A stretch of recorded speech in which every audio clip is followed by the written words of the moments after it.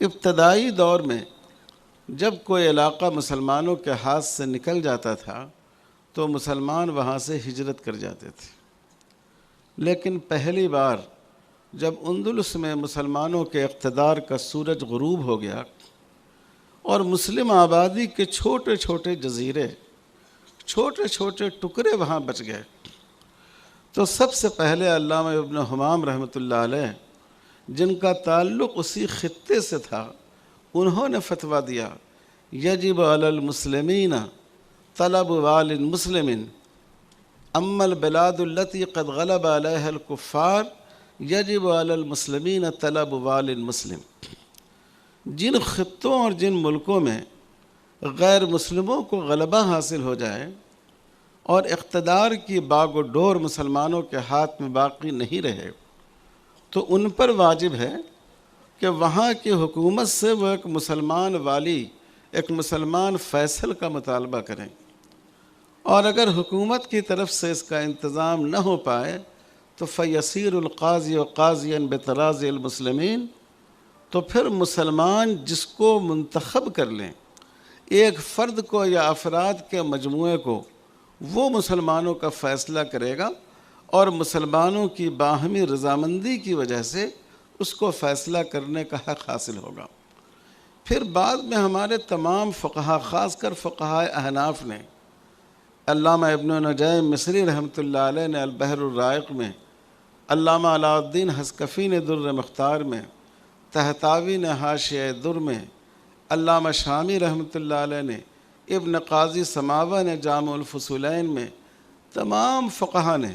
اور ہمارے ہندوستان کے علماء میں سب سے پہلے حضرت شاہ عبدالعزیز صاحب محدث دہلوی رحمۃ اللہ علیہ نے فتاوی عزیزیہ میں ان کا یہ فتویٰ موجود ہے۔ ان تمام بزرگوں نے یہ فتویٰ دیا کہ اگر مسلمان کسی ایسے ملک میں رہتے ہوں جہاں اقتدار کی باغ و ڈور ان کے ہاتھ میں نہیں ہو، تو وہ اس ذمہ داری سے سبکدوش نہیں ہو سکتے۔ ان کے لیے اپنے مسائل کو طے کرنے کا ایک مناسب انتظام کرنا اور شریعت کے دائرے میں انتظام کرنا ضروری ہے۔ اس لیے ہمارے بزرگوں نے ہمیشہ، جب اس ملک میں مسلمانوں کا اقتدار ختم ہوا اور جب 1857 میں انگریزوں کا اقتدار پوری قوت اور بالادستی کے ساتھ اس ملک میں قائم ہو گیا، تو شروع سے ہمارے علماء نے کوشش کی کہ وہ ایک شرعی نظام قائم کریں۔ حضرت حاجی امداد اللہ صاحب مہاجر مکی رحمۃ اللہ علیہ نے حضرت گنگوہی کو اس کے لیے متعین فرمایا، اور حضرت سید احمد شہید رحمۃ اللہ علیہ نے مولانا عبدالحی بڑھانوی کو اس کام کے لیے متعین فرمایا۔ حضرت مولانا محمد میاں صاحب رحمۃ اللہ علیہ نے علماء ہند کا شاندار ماضی اپنی کتاب میں اس کا ذکر فرمایا ہے۔ 1864 تک انگریزی عدالتوں میں یہ نظام تھا کہ مسلمانوں کے مقدمات کے فیصلے کے لیے ایک قاضی ہوا کرتا تھا،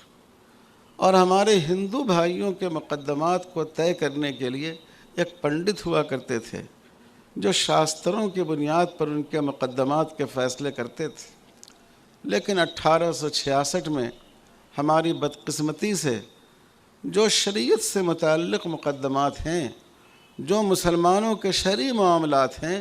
ان کو بھی عام عدالتوں کے تابع کر دیا گیا، اور یہ سب سے پہلا کاری حملہ تھا اس ملک میں شریعت کے قوانین پر۔ لیکن ہمیشہ ہمارے علماء نے کوشش کی۔ 1937 میں شریعت اپلیکیشن ایکٹ پاس کیا گیا، جس میں اس بات کو طے کرایا گیا کہ نکاح میں، طلاق میں، خلا میں، نفقے کے معاملے میں اور ہماری خاندانی زندگی سے متعلق مقدمات میں اگر دونوں فریق مسلمان ہوں تو ان پر کسٹم اور رواج کا نفاذ نہیں ہوگا، ان پر قانون شریعت کو نافذ کیا جائے گا۔ اس وقت بھی علماء نے اس بات کی کوشش کی کہ اس قانون میں مسلمانوں کے نظام قضا کو تسلیم کر لیا جائے،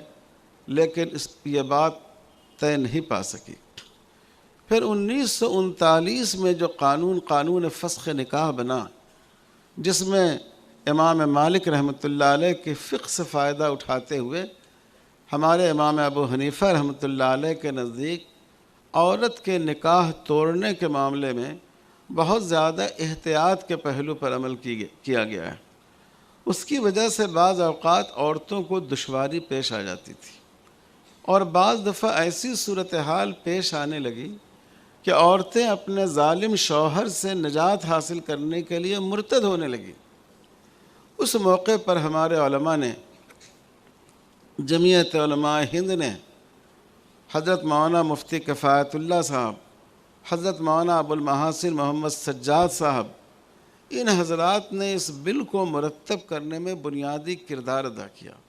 اور اس کے لیے بنیاد حضرت تھانوی رحمۃ اللہ علیہ کی الحیلۃ الناجزہ کو بنایا، اور ایک بہت ہی مرتب اور منضبط قانون انفساخ نکاح مسلم، مسلمانوں کا نکاح کن صورتوں میں ایک مظلوم عورت کے مطالبے پر فسخ کیا جا سکتا ہے، اس قانون کو پاس کرایا۔ اور اس قانون میں باضابطہ ایک دفعہ رکھی گئی تھی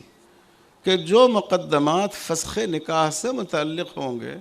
ڈیزولیشن آف میرج سے متعلق ہوں گے، ان مقدمات کو ایک مسلمان مجسٹریٹ طے کیا کرے گا، مسلمان قاضی طے کیا کرے گا، تاکہ شریعت کے دائرے میں فیصلہ ہو اور وہ فسخ نکاح کا فیصلہ قابل نفاذ ہو۔ لیکن اس وقت جو بعض ترقی پسند حضرات جو اپنے آپ کو دانشور کہتے ہیں، ان حضرات نے کہا، مسلم لیگی حضرات نے کہا کہ یہ دفعہ اگر منظور ہو گئی تو یہ تو مولویوں کو عدالتی اختیارات حاصل ہو جائیں گے، یہ ملا لوگ عدالتی اختیارات حاصل کر لیں گے۔ اس لیے ان کے اختلاف کی وجہ سے یہ دفعہ اس میں پاس نہیں ہو سکی، ورنہ آج اس ملک میں مسلمان جس صورتحال سے اپنے قانون شریعت کے بارے میں دوچار ہیں، اس صورتحال سے دوچار نہیں ہوتے۔ تو ہر دور میں جمعیت علماء ہند کے قیام کے بعد جو پہلی تجویز جمعیت میں پاس ہوئی، جہاں تک مجھے یاد ہے، وہ نظام امارت اور نظام قضاء سے متعلق ہے۔ مسلمان دنیا کے کسی خطے میں ہو، مسلمان دنیا کے کسی علاقے میں ہو، اکثریت میں ہو یا اقلیت میں ہو، حکومت اور اقتدار اس کے ہاتھ میں ہو یا نہیں ہو، اس کے لیے اپنا شرعی نظام قائم کرنا یہ شرعاً واجب ہے، اور تمام علماء نے، تمام فقہا نے ہمارے اس کو واجب قرار دیا ہے۔